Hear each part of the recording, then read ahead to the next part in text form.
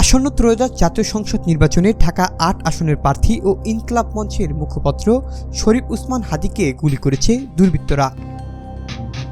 আজ শুক্রবার দুপুরে রাজধানীর পল্টনে এই ঘটনা ঘটে। দুপুর ২টা ৩৫ মিনিটে গুলিবিদ্ধ অবস্থায় শরীফ ওসমান হাদীকে ঢাকা মেডিকেল কলেজ হাসপাতালে জরুরি বিভাগে আনা হয়। পরে সেখানে প্রাথমিক অপারেশন শেষে পরিবারের সিদ্ধান্তে তাকে উন্নত চিকিৎসার জন্য এভারকেয়ার হাসপাতালে নেওয়া হয়। এদিকে হাদীকে দেখতে ঢাকা মেডিকেল কলেজ হাসপাতালে গেলে সেখানে তোপের মুখে পড়েন বিএনপির স্থায়ী কমিটির সদস্য ও একই আসনে বিএনপি মনোনীত প্রার্থী মির্জা আব্বাস। দুর্বৃত্তদের গুলিতে ওসমান হাদীর গুরুতর আহত হওয়ার ঘটনায় গভীর উদ্বেগ প্রকাশ করেছেন অন্তর্বর্তীকালীন সরকারের প্রধান উপদেষ্টা অধ্যাপক ডক্টর মোহাম্মদ ইউনূস।